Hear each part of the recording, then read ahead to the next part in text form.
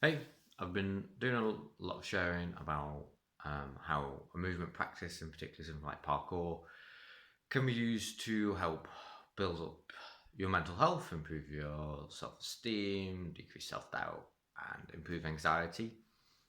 Um, but one of the big things that will come up for a lot of people is actually going outside and doing these things in front of other people is probably going to bring up a bit of self doubt, self consciousness, anxiety as well. So, particularly because a lot of people feel like they need to be good at something before they're okay to go and do it outside. So, what I want to do today is actually just share basically a few movements you can do at home, was basically how you can get started doing a bit of a parkour practice in your own house in case you are feeling anxious about the thought of going and doing it outside. And then you can get that bit of skill built up. So when you do go outside, you already have a decent level of competence. So if this is you, like if you want to get going with this, but you're worried about going outside, this sounds like a good plan. Let me know. Let me know if you enjoy this session in particular, and if you've got any specific needs or anything in particular, uh, leave me a comment or send me a message, and I will get back to you as soon as I can. Cool. So before I get started, just want to say we don't need any fancy equipment for this. I mean, that's part of the point of parkour. But for this sort of session, the only thing I've got out is a couple chairs from my kitchen table. And we're going to basically go through some jumping, a little bit of vaulting, and some ground movements, which will build up some upper body strength to help with some of the other vaults later on, and for climbing when you get to that point. So I'll start with the jumping. Okay, all you need is a target.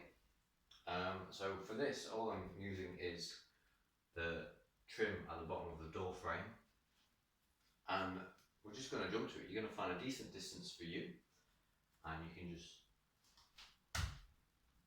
practice jumping to that door frame. Work on getting a nice smooth landing, and you want to stick those landings. So you want to be doing a landing where you go like this, nice and smoothly, rather than one where you go so far that you have to keep going forwards or take a step or stumble. So this is the first exercise, just a nice simple jump. You can mix jumps up as well, so you can go from one leg to two other legs, one leg to alternates. Just play around with just a few basic jumps at whatever distance you're comfortable with. And I did say only one bit of equipment, but if you want to make the jumps a bit more complicated, you can always get a little bit of something raised up to jump up onto. I'm just going to pop that there, and I can jump onto that instead.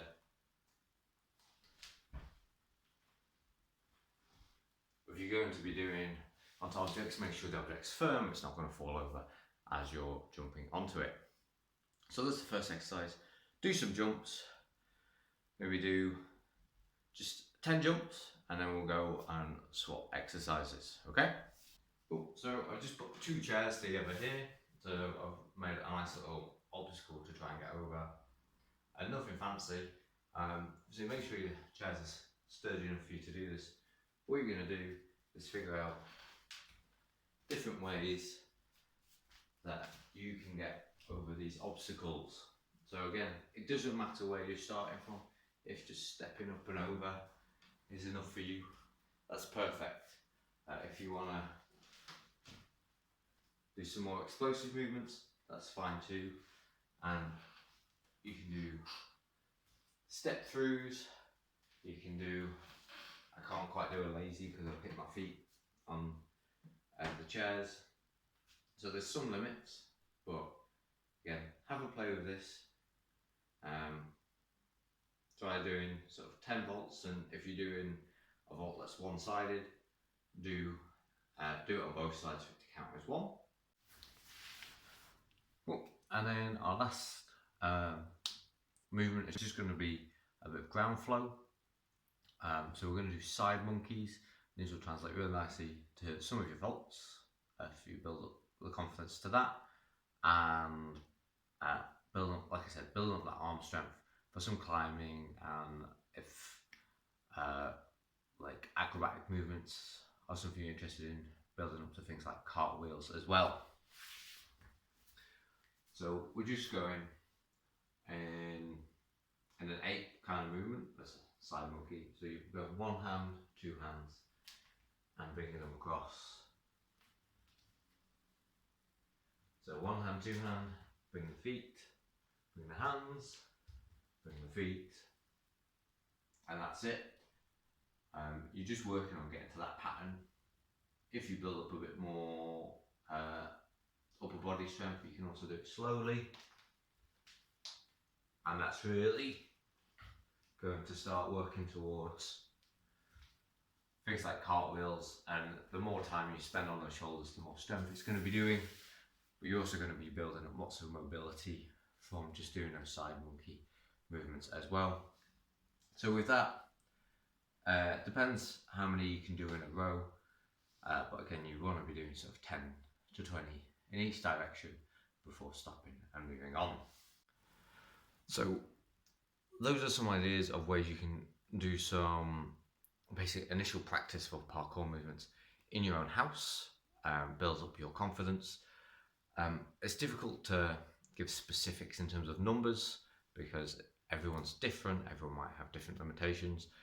But what I'd suggest is use those numbers I said, so sort of 10 jumps, then 10 vaults on each side, and 10 to 20 side monkeys each way. As a loop, you want to take a break between each of those, between the jumping and the vaulting and then the side monkey, and a big break at the end. You can go around and do it as a circuit, and you can do that as many times as you want. That's one option. Or if you'd rather spend longer just working on one exercise, do that, but give yourself those little breaks. Don't just keep going jump, jump, jump, jump for 5 or 10 minutes, because your legs won't be thanking you the next day. Have a practice, let me know.